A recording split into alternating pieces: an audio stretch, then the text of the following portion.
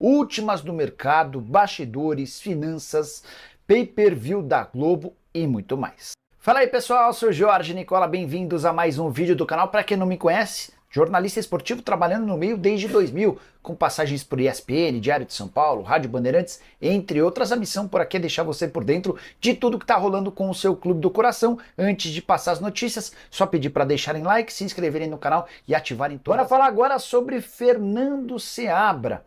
Você sabia que o novo técnico do Cruzeiro é dono do menor salário entre os times da Série A? Pelo menos em relação àqueles 12 times que são os super badalados, os 4 de São Paulo, os 4 do Rio, os 2 de Minas e os 2 do Rio Grande do Sul. Seabra era auxiliar fixo do Cruzeiro até o ano passado, se mudou para o time B do Red Bull Bragantino nesse ano, onde ganhava R$50 mil por mês. O Cruzeiro ofereceu quintuplicar o salário do Fernando Seabra, ou seja, hoje ele ganha na casa dos R$250 mil, ainda assim muito menos do que seus concorrentes grandes. No Rio Grande do Sul, por exemplo, o Renato Gaúcho no Grêmio e o Eduardo Cudê no Internacional ganham acima de R$1 milhão mensais. Em São Paulo, o dono do melhor salário é o técnico Abel Ferreira do Palmeiras, R$3 milhões por mês. Já Antônio Oliveira do Corinthians, Thiago Carpini do São Paulo e Fábio Carille do Santos ganham acima de R$600 mil mensais cada. No Rio de Janeiro, o Tite é o mais bem pago, R$1,5 milhão mensais no Fla. O segundo lugar é do Ramon Dias, R$1,2 milhão por mês no Vasco. Fernando Diniz e Arthur Jorge ganham na casa dos R$800 mil por mês. Já o rival direto do Cruzeiro, o Atlético, tem no Gabriel Milito, um dono de um salário de algo na casa de R$1,250 mil mensais. Esse valor também inclui seus 4 auxiliares, nada que se compare aos R$250 mil por mês do Seabra. Bora falar agora sobre o pay-per-view da Rede Globo, que está correndo enorme risco de desaparecer ou se tornar um produto em extinção. Vou explicar o porquê. A cada ano que passa, o pay-per-view da Globo tem perdido assinantes, talvez por conta da pirataria, talvez por conta do valor. A verdade é que o pay-per-view tem perdido assinantes ano após ano. E para 2025, a chance dele se tornar um produto extremamente ruim é gigante. Isso porque a Libra, que assinou com a Globo, detém apenas 9 dos 20 clubes da Série A. Existe a chance de o Corinthians ainda entrar para a Libra, mas hoje a realidade do pay-per-view, ou melhor, da Globo, é de 4 jogos e meio para serem exibidos por rodada. Só que ela tem que exibir jogos na Globo, tem que exibir jogos no Sport TV e o que sobrar vai para o pay-per-view. Então a tendência é que jogos exclusivos do pay-per-view sejam muito poucos, talvez um no máximo por rodada. E esse número de assinantes que vem caindo vai sofrer uma debandada sem precedentes. Certamente até porque 11 clubes que integram o Forte Futebol não têm acordo com o pay-per-view da Globo e não devem ter seus jogos exibidos no pay-per-view. Diante disso, a consequência para os clubes, uma queda vertiginosa nos direitos de transmissão de TV. Bora mudar de assunto e falar sobre Luciano Rodrigues. Já ouviu falar? Atacante, 20 anos de idade, centroavante uruguaio, tratado como uma das grandes promessas por lá. E ele passou a ser especulado nas últimas, vou dizer nos últimos dias, desde o início dessa semana, como possível reforço do Palmeiras. Isso, por enquanto, não passa de um boato nas redes sociais. O que eu fiz? Fui checar com o pessoal do Palmeiras se existe alguma negociação antes, só um contexto. Palmeiras busca um substituto para o Endrick, que vai embora na metade do ano. O centroavante que fechou com o Real Madrid vai deixar uma enorme lacuna. Ele é o principal jogador do Palmeiras, especialmente nessa temporada. Sobre o Luciano Rodrigues, atleta que pertence ao Liverpool do Uruguai, já esteve nos planos do Vasco da Gama, é jogador de todas as seleções de base do Uruguai e esteve recentemente no amistoso da seleção principal. Ele, só para você entender, ele é tratado como alguém que vai seguir essa sequência de Cavani, de Luizito Soares, de Darwin Núñez. O pessoal na imprensa uruguaia e na torcida entendem que o Luciano será o próximo centroavante desse nível. Até por isso, ele tem sido alvo de muitas especulações também na Europa. O Vasco, quando tentou contratá-lo no início desse ano, acabou desistindo diante de uma pedida de US$ 12 milhões ou R$61 milhões. O número de fato assusta, mas vale a lembrança de que o Palmeiras contratou o Flaco Lopes na temporada passada do futebol argentino, gastando até um pouco mais, algo na casa dos R$70 milhões por mês. R$70 milhões na operação, obviamente, né? O Luciano Rodrigues na atual temporada tem 10 jogos e 5 gols, temporada passada de 34 jogos, 9 gols e 1 assistência. Perguntei para minha fonte, Vocês estão tentando o Lúcio Rodrigues, como ele também é conhecido? A pessoa disse que há uma série de nomes em pauta sendo discutidos, mas não há um consenso. Ela nem confirmou, nem descartou que o Luciano Rodrigues possa ser. Quer que eu resumo? Por favor. É bom. Não posso falar. Brincadeira. Brincadeira, não, sacanagem. Pedrinho me deu essa. Ele brincou comigo ao vivo lá no programa com isso, então tô devolvendo a brincadeira aqui. Cara, foi uma entrevista bem legal. Eu acho que para mim tá claro. Uma das primeiras perguntas que eu fiz para ele quando a gente foi falar da presidência, até para contextualizar um pouco para a galera, o Pedrinho, se eu for fazer uma entrevista e passar a fundo a carreira dele como atleta, como comunicador e agora como presidente, eu vou precisar de 2 horas para cada tema, porque dá tranquilamente para você, se for fazer algo profundo. Então, assim, eu falei, Pedro, eu vou tentar, dentro de 2 horas, dividir isso em 3 momentos. Eu comecei pela parte de atleta mesmo, inclusive a gente falou do Edmundo em alguns momentos lá, ele contou um bastidor do título de 97. E aí teve uma pergunta que eu fiz para ele sobre... inclusive, não sei se o Ed quiser comentar durante o programa aqui, porque o Juninho Pernambucano era muito colado com vocês naquele início do movimento da Sempre Vasco, e dos anos para cá eu senti ele meio afastado, não se envolve tanto com a política do clube, apesar de gostar da política nacional, né? Ele até comemora aniversário com o bolo do PT e tal. Então, assim, não é questão de política em si, é política do clube. Mas, enfim, aí nessa resposta o Pedrinho começa a falar da política do Vasco e foi o gancho, a gente só falou praticamente disso depois. Para resumir, uma pergunta que eu faço para ele sobre o porquê da última entrevista coletiva, já que várias vezes ele falou não posso falar, eu fiz a minha leitura, passei para ele e pedi para ele confirmar se eu estava certo ou errado. Se aquela coletiva foi realmente para expor, cara. Para deixar claro, ó, a situação é essa, a relação não é boa, muita coisa que eu não posso falar. O Edmundo, algumas vezes aqui na live, e faço live com vocês há um bom tempo, já via soltando algumas coisas a conta-gota, e tinha meio que uma relação, dizia-se que pro forma a relação era boa, quando na verdade não é, ela ficou fria, ela ficou distante, e no podcast, o Pedrinho até contando um off, ele, o podcast é uma magia, né? A gente parece que sente mais à vontade para falar as coisas, aí até falou, corrigindo, podcast não, o entrevistador, parabéns, você me deixou muito à vontade para eu falar, e literalmente o Pedrinho, ele se abriu, eu via como ele estava agoniado para poder falar, ele cita que não foi ele que fez o contrato, ele reclama, ele acha um absurdo ter cláusula de confidencialidade. Como é que o torcedor do clube, que é o maior patrimônio do clube, não pode saber o que está no contrato? Então, teve muita coisa interessante que ele falou sobre. A gente começou a subir os cortes. Então, assim, para ser sincero, para resumir, porque a entrevista foi longa, eu vi um Pedrinho com sangue nos olhos, com muita ciência e vontade daquilo que ele quer fazer, sabe o preço que ele vai ter que pagar, e que ele tem a ciência também que, dentro desse momento agora, onde tem os 2 próximos anos, que é quando encerram os aportes, ou faz os ajustes que são necessários a ser feito, ou depois um abraço. Então, assim, eu acho que ele está numa reta um pouco mais de colisão nesse momento, porque ele está incomodado com o que ele está vendo do contrato. E ele até cita que, assim, se a gestão anterior tinha um posicionamento mais passivo e não cobrava muitas coisas, aí vocês não podem usar o modus operandi da gestão anterior para minha. E ele até estranha, porque antes, como comentarista, ele recebe o convite para ser o diretor executivo, ele até se oferece para ser o técnico e não o executivo, e aí viria mais um, porque é a posição que ele se sentiria mais confortável, e aí depois que ele vira presidente, os caras simplesmente se afastam dele. Então, assim, foram as leituras que eu consegui fazer. O Edmundo quiser complementar, ele que está com o grupo, está sempre junto. Se eu tiver alguma leitura equivocada, você, por favor, Edmundo, me desmente aí. Bom, Dieguinho, eu faço parte do grupo, tenho uma relação extremamente próxima com o Pedrinho e os demais.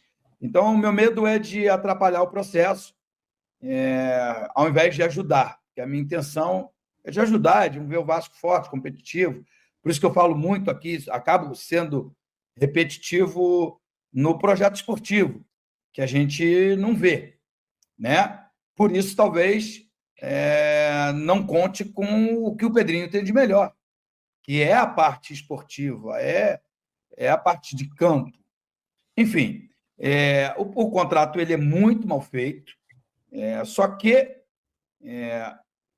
existiam no final, duas chapas disputando a eleição do Vasco. Pedrinho mais tranquilo, mais na dele, mais consciente. E o Levin mais incisivo, que sempre foi contra a SAF desde sempre. E, para nossa estranheza, a SAF se manteve neutra, né? Mas pendendo um pouco para o lado do Pedrinho, porque sabia que o Pedrinho é um cara mais tranquilo, mais passivo, né? Mas ser tranquilo e ser passivo não é questão de ser bobo, ser otário, ser omisso, porque, cara, ninguém leva em consideração, para mim é muito impactante isso que eu vou dizer agora, ninguém leva em consideração que a associação, o Clube de Regatas Vasco da Gama, é sócio de 30%. E escolheu o Pedrinho como representante. Então, para mim, é um absurdo o Pedrinho não participar de nada, né? De contratações, de pré-temporada, enfim, entre outras coisas, escolha de camisa, não poder representar o Vasco na FERJ, na CBF. Não sei se ele falou essas coisas aí na entrevista. Falou. Eu fiz questão de renunciar como conselheiro, não aceitei a cadeira da SAF, né? Não aceitei, o Pedrinho queria me botar, eu falei, Pedro, vai dar merda, porque eu não vou aceitar passivamente as coisas que estão sendo feitas. Primeiro que eu já acho covarde você entrar numa reunião que tem 5 de um lado e 2 do outro, né? Talvez a palavra não seja covarde, mas não é justo, né? Não é justo. Você sentar à mesa para decidir alguma coisa onde os votos são iguais e tem 5 de um lado e 2 do outro, né? Então, assim, agora, no início, o Pedrinho ganhou a eleição no dia 11 de novembro, num sábado. A gente comemorou bastante ali no domingo. Na segunda-feira, por quê? Por qual motivo? Porque 2 representantes da SAF, donos, aí eu já não sei com que percentual, mas 2 representantes da SAF, um alemão e um colombiano, eles estavam aqui no Rio. E aí marcaram a reunião de transição. E a gente comemorou. E a gente ficou feliz. Nessa primeira reunião, já começou a ter problema, porque foi só falado. A 777 é dona de times gigantes no mundo. A 777, só falava da 777. E um dos nossos conselheiros falou, mas e o Vasco? E o projeto Vasco? Quando que o Vasco vai ser campeão? E aí, por questão de língua, né? Parecia que eles ignoravam. E aí, um cara importante, né, na política aqui do Vasco, que não é da Sempre Vasco, que não é do lado do Pedrinho, fez assim, ó, para terminar a reunião. E o Pedrinho viu. O mal-estar já começou ali. O Lúcio Barbosa tentou criar um canal direto com o Pedrinho, chamando o Pedrinho para as conversas, escutava atenciosamente a indicação daquele ou daquele outro, seja diretor esportivo, jogador, técnico, enfim, falar de futebol. Ele sumia por uma semana ou 10 dias e voltava dizendo que não foi aprovado. E aí o Pedrinho começou a perceber que não existia o diálogo. Foi quando o Pedrinho quis... Né? Primeiro eu atropelei as coisas, porque tudo isso se deu antes do Pedrinho tomar posse. Então, o Pedrinho não tinha ainda legitimidade para... Opa! Pedrinho não tinha ainda... Desculpa. Tranquilo, estamos juntos. O Pedrinho ainda não tinha legitimidade. Quando o Pedrinho toma posse e vai falar sobre todos esses problemas, ele é notificado e com possibilidade de ser multado com até R$1 milhão. Quer dizer, cara sai do emprego dele, vai para um cargo não remunerado, e eu acho que ele não falou nada, né? Ele só expôs algumas coisas que até aquele momento ele não concordava, e aí ele foi notificado, e ele se assustou. Porque você imagina, porque na nossa cabeça, as pessoas podem acreditar ou não, na minha cabeça, na cabeça do Pedrinho, na cabeça do Felipe, só para falar assim, especificamente dos ex-atletas, é uma forma de gratidão, de dar ao clube tudo, de retornar ao clube o nosso tempo, que é o que a gente tem de mais valioso hoje, em forma de gratidão pelo que o clube fez por mim. Pedrinho conta a história dele, de que o pai dele era caminhoneiro, né? Dirigia o caminhão do lixo lá do Vasco. Eu morei em São Januário, tudo que eu tenho é graças ao Vasco, pela oportunidade que o Vasco me deu. É claro que tem o meu esforço físico, o meu talento, enfim. Mas se não fosse aquele pontapé inicial, a gente não seria nada. E aí começou o Pedrinho a se irritar e ficar incomodado com aquilo, e começou a consultar o jurídico para ver qual medidas poderiam serem tomadas. Entendeu-se que, nesse primeiro momento, o mais importante era ler as 3.000 páginas do contrato e tomar decisões lá na frente, mais para frente. E aí o Pedrinho se concentrou na reforma de São Januário, que para ele acha que é um legado importantíssimo, que o torcedor do Vasco merece, e acabou com toda boa relação que existia com o representante da SAF, né? A gente não pode nem dizer... Eu às vezes, fico pensando que o Lúcio é o menos culpado. Ele é só um representante, está ali pelo salário vultuoso que ele deve ganhar, e acho que ele, às vezes, gostaria até de pedir um help, uma ajuda ao Pedrinho, como o jurídico faz algumas vezes. Acho que o Pedrinho falou isso, já falou até na entrevista, que eles estavam há meses e meses e meses para liberar uma verba, um valor vultuoso de 4 milhões de reais, e o jurídico do Vasco, né, o jurídico da associação, liberou em 2 dias, porque são coisas que precisa ter influência, precisa ter conhecimento, precisa conhecer as leis brasileiras. Aí eu já não sei falar juridicamente a palavra correta, então não vou me estender. Mas eles estavam 4 meses para resolver, o nosso jurídico resolveu em 2 dias. Então, e eu posso estender isso, essa possibilidade de resolver N coisas na CBF, na FERJ, sobre o contrato do patrocinador. O Vasco tirou a Pixbet, prometendo triplicar o contrato, e até agora nada. Sabe por quê? Porque eu ouvi dizer que o diretor de marketing foi mandado embora há um tempo e não tem ainda no Vasco. Nem sei se é verdade, eu não sei. Às vezes eu fico com medo de estar falando aqui e não falar com propriedade. Era o diretor comercial, Caetano Marcelino, ele foi desligado, de fato. Exatamente. Me especiado, diretor comercial.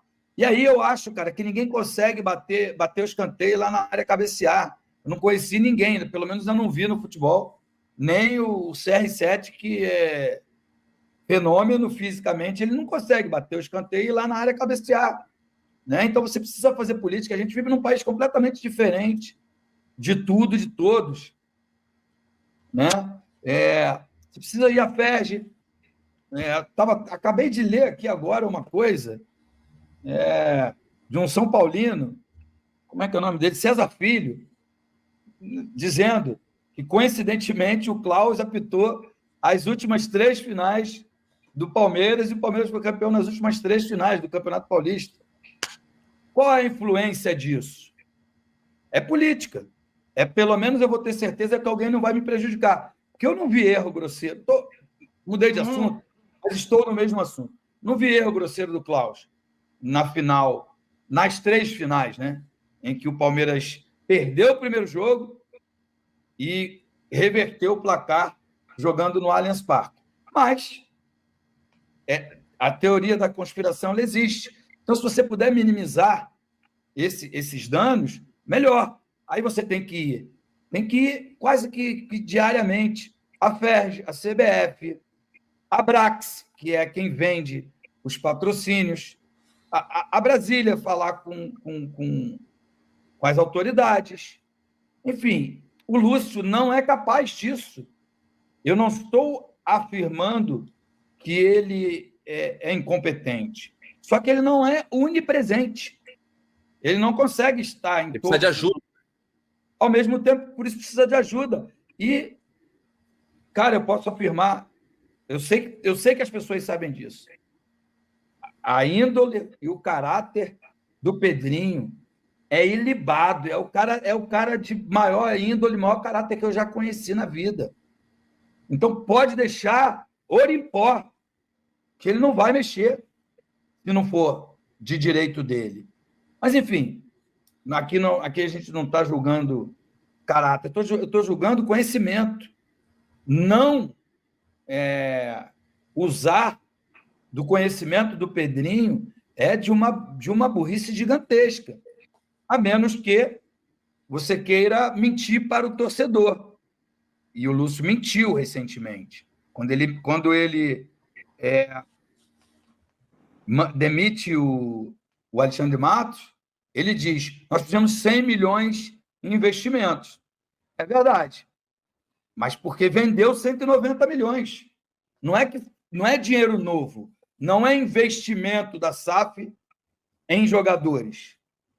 Então, assim, igual quando o Costa veio aqui, falou: nosso time nunca mais vai ser pior do que o do Flamengo. Mas tem diferença de orçamento do Flamengo. De orçamento. É mesmo. Diferença de orçamento e de time. Outra mentira. O Vasco foi vendido por 1 bilhão e 400. Mentira. Você vai aportar 700 milhões e vai assumir a dívida. Então é isso aí, minha rapaziada vascaína. Espero que todos aí gostarem aí do vídeo aí. Se inscrever no canal aí. E ativar o sininho da notificação. Pro YouTube tá reconhecendo o nosso trabalho aí. E isso aí ficou todas as informações sobre o Vasco aí. Como que vai ser pra frente. E não esqueça de deixar aquele like aí para o YouTube tá reconhecendo o nosso trabalho. E nós tá vendo aí que esse canal novo aí, o canal secundário do Vasco aí. E deixar aquele like aí para tá ajudando o amigo. E o YouTube tá reconhecendo aí o nosso trabalho. Valeu. E não se esqueça de comentar, deixar aquele like, se inscrever no canal, compartilhar, que esse canal vai ter todas as notícias aí do Vasco da Gama. Agora, minha família, até o próximo vídeo aí. Todos em paz, todos na graça de Deus. E vamos que o canal não pode viver parado. Valeu, até o próximo vídeo. Abração.